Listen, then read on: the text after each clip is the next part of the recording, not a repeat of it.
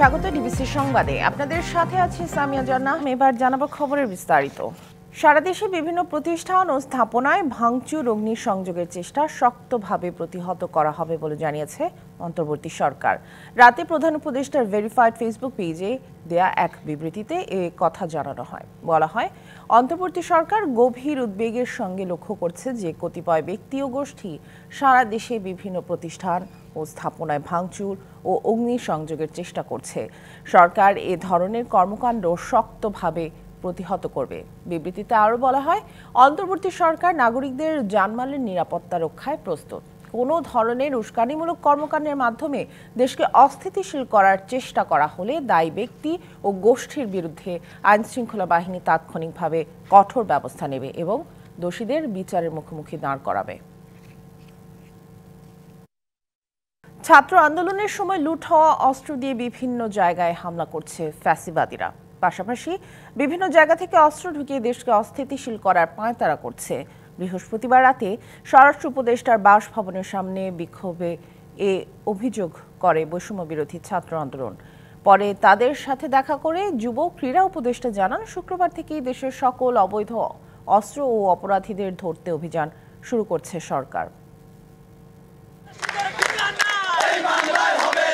বৃহস্পতিবার রাত 12:30 বৈষম্যবিরোধী ছাত্র আন্দোলনের কেন্দ্রীয় কার্যালয় বাংলা মোটরের রূপায়ণ থেকে স্বরাষ্ট্র উপদেষ্টার বাসভবনের উদ্দেশ্যে বের হন শিক্ষার্থীরা। এক পর্যায়ে বিন্টু রোডের মাথায় অবস্থান নিয়ে বিক্ষোভ করেন তারা। এ সময় সারা দেশে নিষিদ্ধ ছাত্রলীগের সদস্য এজাহারভুক্ত আসামিদের গ্রেপ্তার এবং অবৈধ অস্ত্র অভিযান চালানোর জোর দাবি জানান।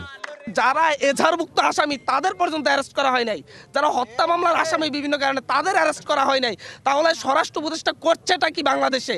ইন্টারিমের স্বরাষ্ট্র উপদেষ্টা আপাতমস্তক ব্যর্থ উপদেষ্টা। আমরা স্পষ্ট করে বলে দিতে চাই, শুধু সাভার নয়, শুধু হাতিয়া নয়, গোটা বাংলাদেশে সাঁড়াশি অভিযান পরিচালনা করতে হবে এবং যত অবৈধ অস্ত্র রয়েছে সেগুলো 24 ঘন্টার মধ্যে জব্দ করতে হবে। পরে ঘটনাস্থলে আসেন যুব ও ক্রীড়া উপদেষ্টা। তিনি বলেন, জনগণের জন্য হুমকি স্বরূপ যে কোনো ফ্যাসিবাদী শক্তিকে কঠোরভাবে প্রতিহত করা হবে। যারা এখন বিভিন্ন জায়গায় অনভিপ্রেত পরিস্থিতি সৃষ্টি করার চেষ্টা করছে, জনগণের জন্য হুমকি হয়ে উঠছে, তাদের বিরুদ্ধে ব্যবস্থা নেওয়ার ক্ষেত্রে আইনশৃঙ্খলা বাহিনী বিন্দুমাত্র ছাড় দেবে না এবং কালকে থেকে আপনারা এর সাফল্য, এর যেই ফলাফল সেটা দেখতে পাবেন। এদিকে মধ্যরাতে রাজধানীর বনানীতে আওয়ামী লীগ নেতা শেখ সেলিমের বাড়িতে ভাঙচুর আগুন দেয় বিক্ষোভধরা। প্রথমে এসে ওরা ভাঙচুর করছে, ভাঙচুর করার পরে আগুন ধরাই দিয়ে সবাই যে যার মতো চলে গেছে।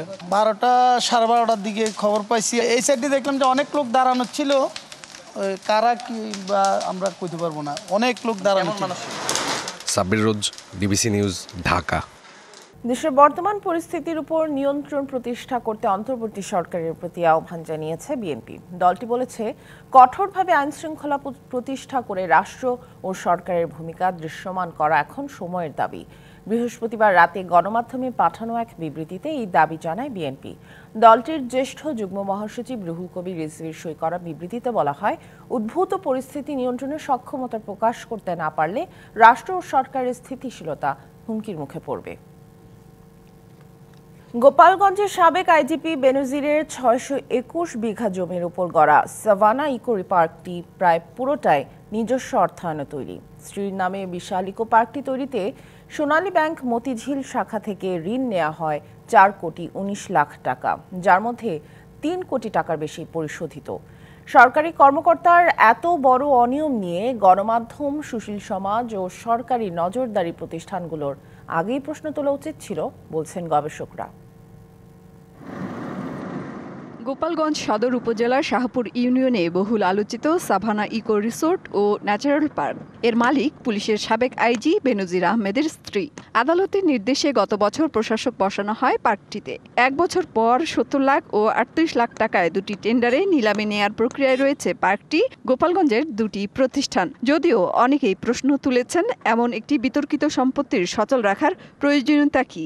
দুদক বা স্থানীয় প্রশাসনের এত তৎপরতা কেন? তবে পলাতক থাকলেও বেনজির আহমেদ আড়াল থেকেই নিজস্ব কর্মী বাহিনী দিয়ে রিসোর্টটি পরিচালনা করছেন এমন অভিযোগ রয়েছে। হ্যাঁ, বেনজির স্যারের আমল থেকেই কাজ করতেছে। যেমন আমি আইটি ম্যানেজার, আইটি ডিপার্টমেন্ট নিয়েই কাজ করতেছি। আমার ডিপার্টমেন্টের হচ্ছে আইটি। রিসোর্টটি তৈরির জন্য স্ত্রী জিসান মির্জার নামে 2021 সালের 23 মার্চ সোনালী ব্যাংকের মতিঝিল শাখা থেকে 4,19,00,000 টাকা ঋণ নেন বেনজির আহমেদ। এর মধ্যে 3,81,00,000 টাকাই পরিশোধ করা হয়। এ থেকে স্পষ্ট যে রিসোর্টটি তৈরি করা হয়েছে নিজস্ব অর্থায়নে। এগুলো দেখবার জন্য প্রত্যেকটি জায়গার জন্য কিন্তু এক একটা করে প্রতিষ্ঠান রয়েছে এবং সেখানে এই জিনিসগুলো দেখভাল করার দায়িত্ব তাদের। দুর্ভাগ্যজনকভাবে তারা যেমন তাদের দায়িত্ব পালন করেনি, আবার এর বাইরে একটি তৃতীয় পক্ষ থাকে যারা এই সমস্ত জায়গায় নিরপেক্ষ জায়গা থেকে ভূমিকা রাখতে পারে। গবেষণা প্রতিষ্ঠান, মিডিয়া, বেসরকারি খাত, অ্যাসোসিয়েশন। কিন্তু আমরা দেখেছি যে এই সমস্ত জায়গাগুলোতে তাদেরও ভূমিকা খুব বেশি সরব না এবং খুব স্ট্রং না।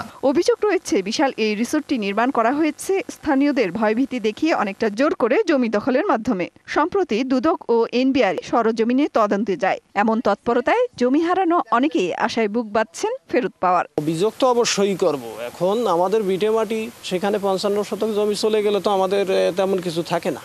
তাহলে বাঁচতেই যদি না পারি তাহলে অভিযোগ তো আমাদের অবশ্যই করতে হবে। রিসোর্টে নির্ধারিত ফি দিয়ে ঢুকতে পারেন দর্শনার্থীরা। সতর্ক বার্তা টানিয়ে রাখা হয়েছে প্রবেশ পথে। পুলিশের সাবেক আইজি বেনজির আহমেদের এই রিসোর্টটিতে এসে একটি কথাই মনে হতে পারে, আমার বিচার করবে তুমি, তোমার বিচার করবে কে?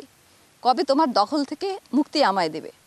এই রিসোর্টটি নির্মাণ করা হয়েছে বহু মানুষের বসতভিটা উচ্ছেদ করে এবং বিভিন্ন অনিয়মের মাধ্যমে। এমন অভিযোগ রয়েছে যেসবের বিষয়ে সরকারের বিভিন্ন দপ্তর তদন্ত করছে। এখন প্রশ্ন হচ্ছে, এসব তদন্তের শেষ কোথায় এবং বাস্তুহারা সেসব মানুষ ফিরে পাবে কি তাদের বসতভিটা? Meher Moni, DBC news, Savannah eco park, Gopalganj. জিজ্ঞাসাবাদের জন্য ঢাকা মহানগর গোয়েন্দা পুলিশের কার্যালয়ে নেওয়া হয়েছে অভিনেত্রী সোহানা সাবাকে। বৃহস্পতিবার রাতে ধানমন্ডি থেকে তাকে আটক করে ডিবি কার্যালয়ে নেওয়ার বিষয়টি এক বার্তায় জানায় ডিএমপি। তবে সুনির্দিষ্ট কোন অভিযোগে তাকে আটক করা হয়েছে এ বিষয়ে জানানো হয়নি। এর আগে রাষ্ট্রের বিরুদ্ধে ষড়যন্ত্রে জড়িত থাকার অভিযোগে রাজধানীর ধানমন্ডি থেকে অভিনয় শিল্পী মেহের আফরোজ শাওনকে আটক করে ডিবি।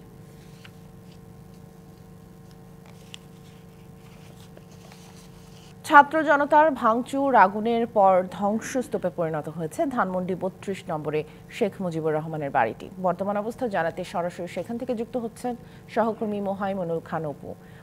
গতকাল তো আমরা দেখেছি সেখানে ভাঙচুর, অগ্নিসংযোগ করা হয়েছে। এখন আসলে কি অবস্থা বাড়িটির? সকাল থেকে আমরা কিন্তু এই ধানমন্ডি 32 নম্বরের সামনে রয়েছে, এই বাড়িটির সামনে রয়েছে। সকাল থেকে এখানে কিন্তু এখন পর্যন্ত আমরা কোনো বুলডোজার, ক্রেন বা অন্য কোনো কিছু আমরা এখানে দেখতে পাইনি। সকাল থেকে কিন্তু এখানে কোনো যে বাড়িটির যে ভাঙা হচ্ছিল সেই দৃশ্য কিন্তু এখানে নেই। তবে এখানে উৎসুক জনতা যারা রয়েছেন তারা কিন্তু সকাল থেকে এখানে রয়েছেন, তারা ছবি তুলছেন। তো স্থানীয় যারা রয়েছেন, রিক্সা চালক থেকে অন্যান্য শ্রমিক যারা রয়েছেন, তারা কিন্তু এই যে বাড়িটির যে রডগুলো রয়েছে সেগুলো তারা কিন্তু নিজেদের মতো কেটে নিয়ে যাচ্ছেন। এবং এখানে যারা জনতা রয়েছেন তারা এই বাড়িটির ছবি স্মৃতি হিসেবে তুলে রাখার জন্য মুঠোফোনে ধারণ করছেন। আপনারা জানেন যে গতকাল এবং তার আগের দিন, এই 2 দিন কিন্তু ছাত্র জনতারা তারা এই ধানমন্ডির যে 32 নম্বর বাড়িটি রয়েছে সেই বাড়িটিতে কিন্তু তারা এই বাড়িটি ভেঙে দেয়। তারা যেটি বলছিলেন যে পতিত স্বৈরাচার যে আওয়ামী লীগ সরকার ছিল সেই আওয়ামী লীগ সরকারের কোনো চিহ্ন তারা এই বাংলাদেশের মাটিতে রাখবে না। যেহেতু জুলাই আগস্ট অভ্যুত্থানে যে সকল মানুষ শহীদ হয়েছেন তাদের কিন্তু এখন পর্যন্ত কোনো বিচারের আওতায় আনা হয়নি।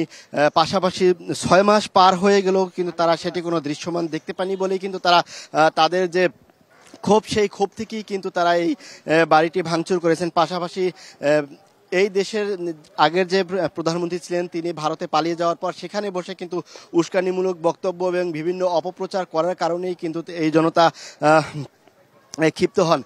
তারা পাশাপাশি যেটি বলেছেন সামনের দিনগুলোতে কোনো স্বৈরাচার সরকার এই দেশে আর আসবে সেটি কিন্তু তারা আর চাচ্ছেন না। তো সকাল থেকে যখন আমরা ধানমন্ডি 32 নম্বরে এখানে এসেছি সেখানে কিন্তু শুধু উৎসুক জনতাই রয়েছে। তবে বাড়িটি ভাঙার কোনো কার্যক্রম কিন্তু আজকে সকালে আমরা দেখতে পাচ্ছি না। তবে যারা এখানে রয়েছেন শুধু বাড়িটির কিছু রড বা অন্যান্য যে যন্ত্র অংশগুলো রয়েছে সেগুলো কিন্তু কিছু মানুষ এখান থেকে নিয়ে যাচ্ছে। তো ধানমন্ডি 32 নম্বর থেকে এই ছিল সবশেষ খবর। অপু, ধন্যবাদ আমাদের সাথে যুক্ত হওয়ার জন্য। চিকিৎসক নির্ভর ব্যবস্থা থেকে বের হয়ে প্রতিরোধমূলক স্বাস্থ্য ব্যবস্থা গড়ে তুলতে স্বাস্থ্য খাত সংস্কার কমিশনের প্রতি আহ্বান জানিয়েছেন বিশেষজ্ঞরা। উপজেলার স্বাস্থ্য কমপ্লেক্সগুলোকে প্রথম রেফারেন্স পয়েন্ট হিসেবে গড়ে তুলে পর্যায়ক্রমিক স্বাস্থ্য সেবা নিশ্চিতের পরামর্শ তাদের। এছাড়া চিকিৎসা শিক্ষার মানোন্নয়ন, স্বাস্থ্যকর্মী, নার্স, টেকনিশিয়ানদের সংখ্যা ও দক্ষতা বৃদ্ধির উপর জোর দেন তারা। বাংলাদেশের স্বাস্থ্য খাতে অনিয়ম, দুর্নীতি ও অব্যবস্থাপনার অভিযোগ নতুন কিছু নয়। আওয়ামী লীগ শাসনামলে স্বাস্থ্য খাতে অব্যবস্থাপনা ও লাগামহীন দুর্নীতির অভিযোগ ওঠে বারবার। এ খাত সংস্কারে 18 নভেম্বর অধ্যাপক একে আজাদ খানকে প্রধান করে 12 সদস্যের কমিশন গঠন করে অন্তর্বর্তীকালীন সরকার। এরই মধ্যে বিভিন্ন পর্যায়ের অংশীজনদের সাথে মতবিনিময় করেছেন কমিশনের সদস্যরা। স্বাস্থ্যখাত সংস্কার কমিশনের কাছে সুপারিশ দিয়েছে বিভিন্ন রাজনৈতিক দল ও সংগঠন। স্বাস্থ্য বিশেষজ্ঞরা বলছেন, সংস্কার কমিশনের প্রধান কাজ হবে প্রাথমিক স্বাস্থ্যসেবা শক্তিশালী করা। আমাদেরকে প্রতিরোধমূলক স্বাস্থ্য ব্যবস্থার চিন্তা করতে হবে। স্বাস্থ্য এবং পরিবার পরিকল্পনার যে কর্মীরা আছে এবং কমিউনিটি ক্লিনিকের যে সিএইচসিপি আছে, এই 3 গ্রুপকেই একটা আমব্রেলার নিচে আনা। প্রাইমারি হেলথ কেয়ার কিন্তু নগরেও করতে হবে। উপজেলা হেলথ কমপ্লেক্সকে ফার্স্ট রেফারেল সেন্টার, এইটা করার পিছনে মানে যে চিন্তাটা কাজ করতেছে যে আমাদেরকে রেফারেল সিস্টেমটাকে একটা খুব সুসংহত করা। তারা মনে করেন, নতুন চিকিৎসকদের একটি বড় অংশ মানহীন হয়ে তৈরি হচ্ছে। চিকিৎসা শিক্ষার মান বাড়াতে সংস্কার প্রস্তাবনায় বিশেষ গুরুত্ব দিতে হবে।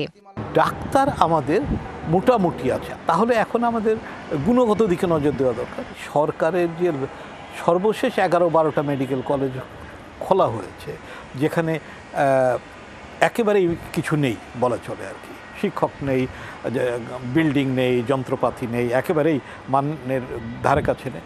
সরকার ইচ্ছা করলে এটা বন্ধ করতে পারে এবং সেই স্টুডেন্টগুলো রিডিস্ট্রিবিউট করে দিতে পারে। মাঠ পর্যায় থেকে কেন্দ্র পর্যন্ত স্বাস্থ্য ব্যবস্থাপনার সীমাবদ্ধতা কাটাতে একটি সমন্বিত ব্যবস্থাপনা সংস্কার প্রতিবেদনে থাকবে প্রত্যাশা বিশেষজ্ঞদের। স্বাস্থ্য সেবা হচ্ছে একটা দলগত সেবা, এখানে ডাক্তার একা কিন্তু কিছুই করতে পারবে না। Tahsina Jessy, DBC news, Dhaka.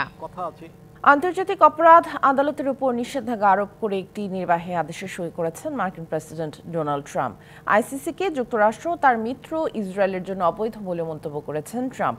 স্থানীয় সময় বৃহস্পতিবার হোয়াইট হাউসের একটি ফ্যাক্ট শিটে এ তথ্য জানানো হয়। নিষেধাজ্ঞা অনুযায়ী আমেরিকান নাগরিকদের বিরুদ্ধে তদন্তে আইসিসিকে সাহায্যকারী ব্যক্তি বা সংগঠনকে আর্থিক সহায়তা ও ভিসা অনুমোদন দেবে না যুক্তরাষ্ট্র। নির্বাহী আদেশে বলা হয়েছে, আইসিসির সাম্প্রতিক পদক্ষেপগুলো আমেরিকানদের জন্য হয়রানিমূলক হয়ে উঠেছে। এছাড়া ইসরায়েলের আত্মরক্ষার অধিকারকে সংগঠনটি বাধাগ্রস্ত করছে, পাশাপাশি ইসরায়েল বিরোধী দেশগুলোকে সহায়তা করছে বলে অভিযোগ করেছে হোয়াইট হাউস।